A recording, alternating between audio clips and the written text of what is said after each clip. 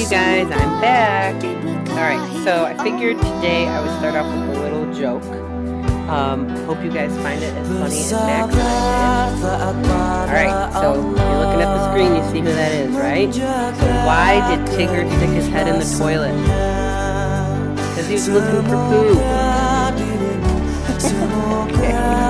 Sorry guys, I had to lighten it up a little bit for you. Alright, now back down to business. Here we go. We're talking about Mexico's physical features today. So, this is a physical map of Mexico.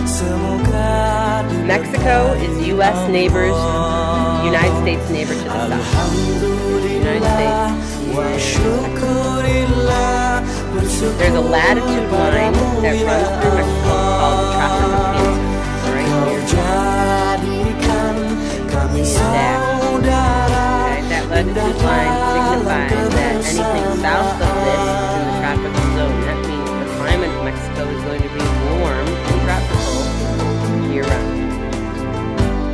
Okay, part of the border between the two countries, the United States and Mexico, is called the Rio Bravo River in Mexico. We call it in the United States the Rio Grande. Here we go, Rio Bravo. Mexico is mostly surrounded by water. In the west, you have the Pacific Ocean, over here, and you have the Gulf of California, right here. In the east, you have the Gulf of Mexico and the Caribbean Sea. There are two peninsulas in Mexico. One is Baja California. Remember, a peninsula is a piece of land that's surrounded three sides by water. And the other is the Yucatan.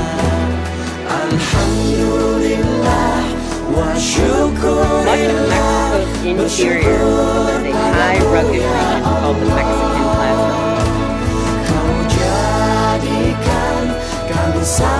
This plateau is between two mountain ranges. You have the Sierra Madre Oriental mountain range in the east,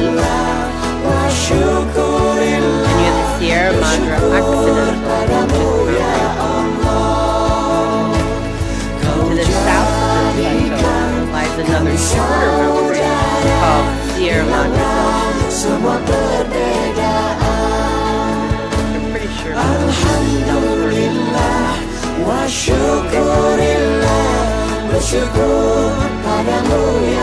Did you guys know that the official name of Mexico is the United Mexican States?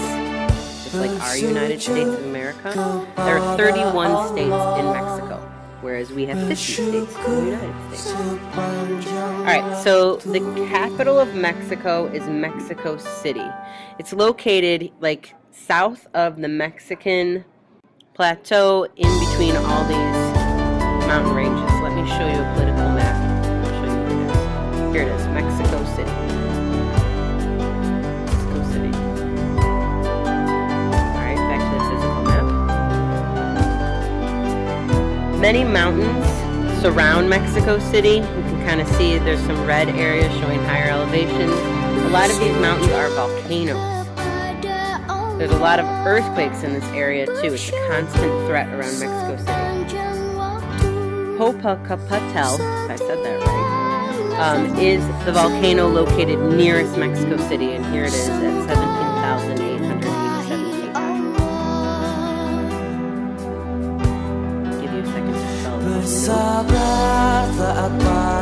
Alright, from the highlands of central Mexico, the land gradually slopes out down towards the coast. You can see how it turns green in the map that shows lower elevations towards the coastal areas of Mexico. These are called coastal lowlands. Beautiful beaches stretch all along Mexico's east and west coast. On the eastern side of the country, this is the Gulf Coastal Plain.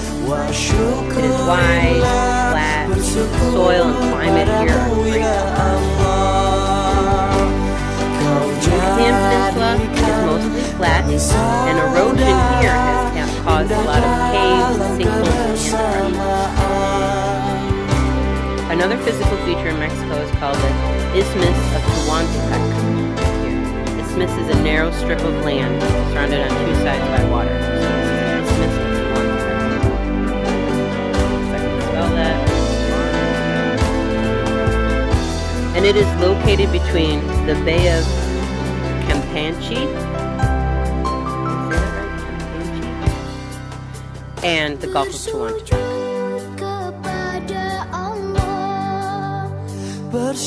Cozumel Island is located off the coast of the Yucatan Peninsula. Some of you may have vacationed there. Okay, and let's go back to the political map. There's a lot of major cities in Mexico, but some that you guys maybe have heard of. There's Mexico City, the capital. There's Cancun over here on the Yucatan Peninsula. It's a very big vacation area. There's Tijuana, which is way up here, right on the border of the United States, just south of San Diego, California. And there's Acapulco, along the west coast. Alright, so that's all. I should have completed your notes on Mexico's physical features. If you have watched this full video, I want you guys to smile your face at the top when you're done editing. Check out that tomorrow. Alright, have a good night. Kau jadikan kami saudara, hilanglah semua perbedaan. Alhamdulillah wa syukurillah, bersyukur padamu ya Allah.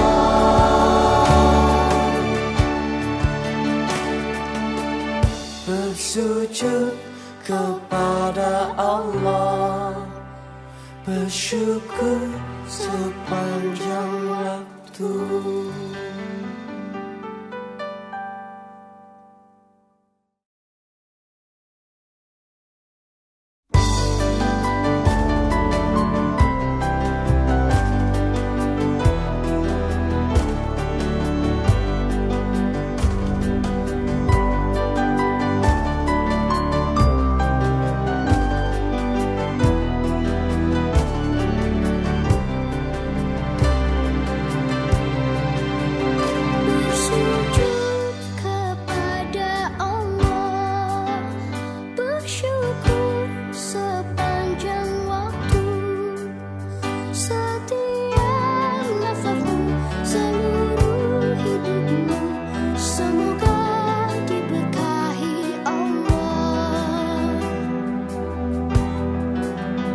Bersabar taat pada Allah, menjaga keikhlasannya.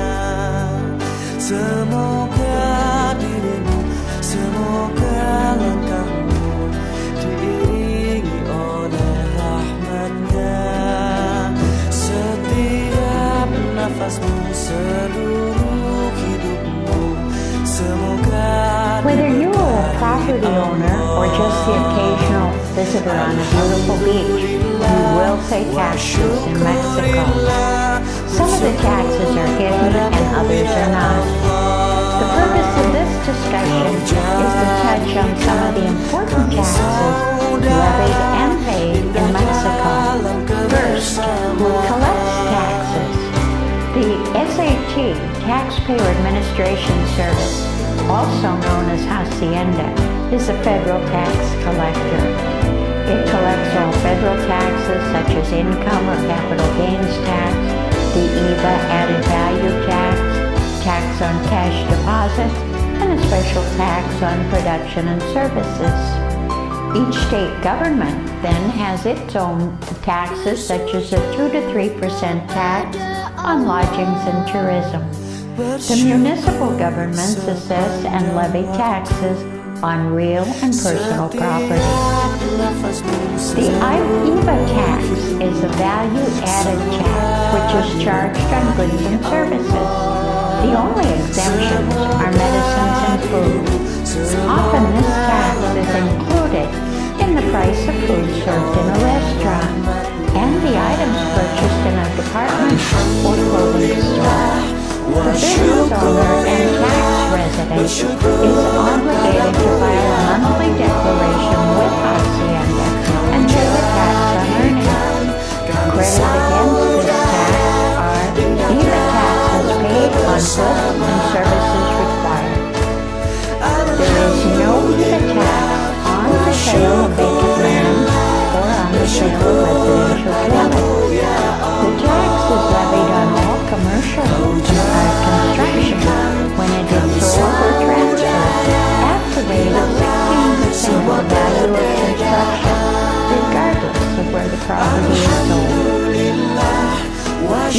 is charged on lodging, hotel rooms, and furnished homes which are rented.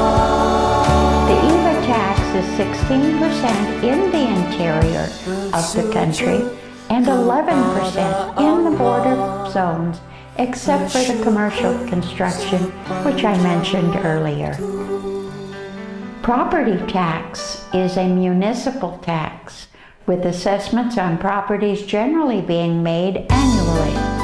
The tax can be paid in 6 installments every 2 months, but probably should be paid in full within the first 2 months of the calendar year to obtain a discount.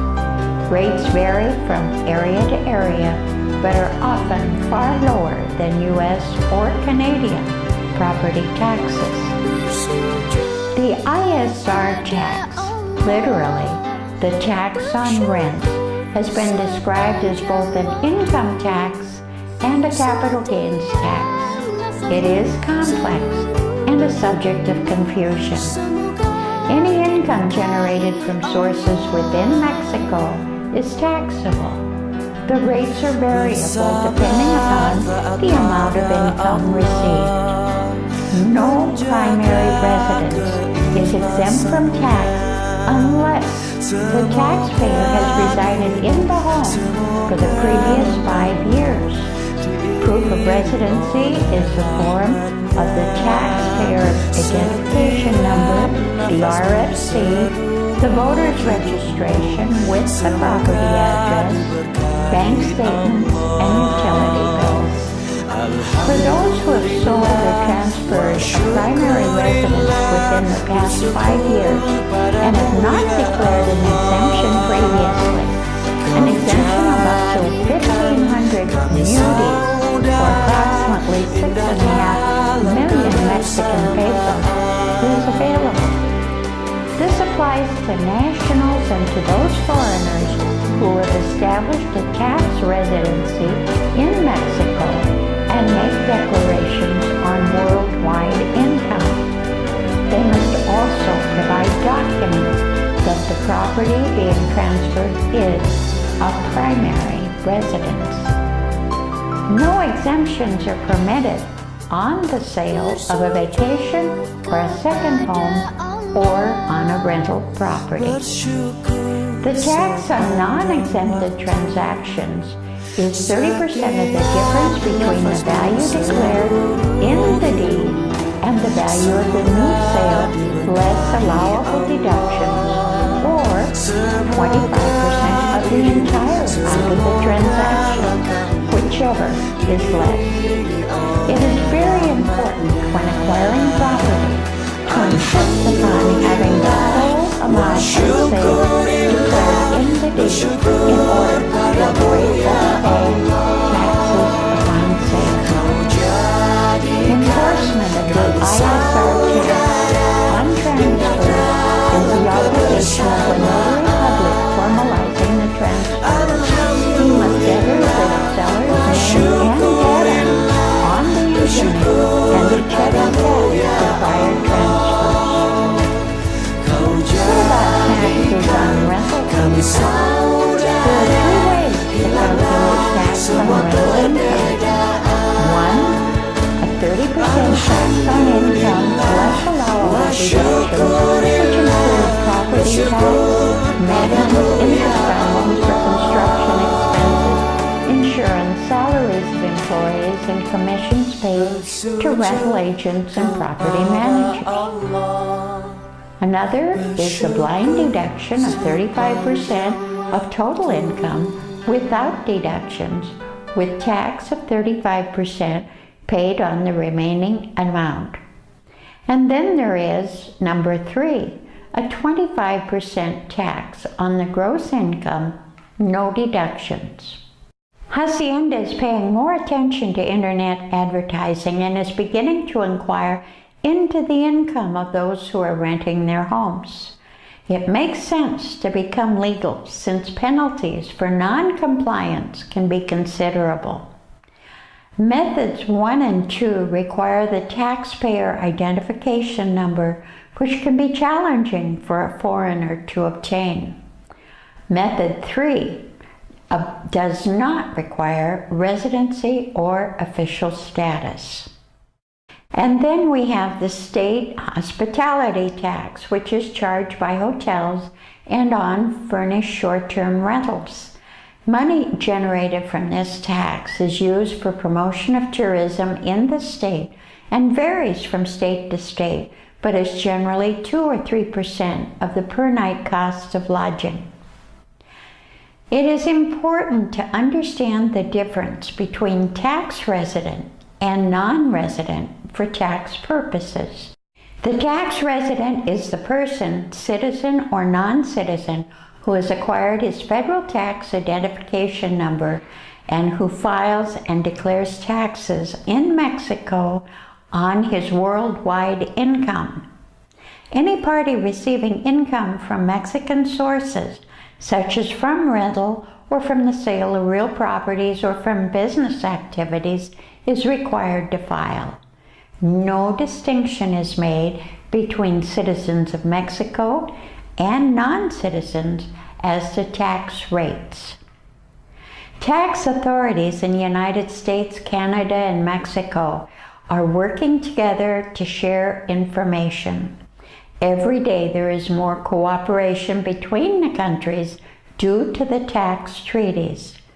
It is no longer possible to own a property in one country, enjoy income from that property, and not report it in both the country where the property is located and the country where the owner has tax residency.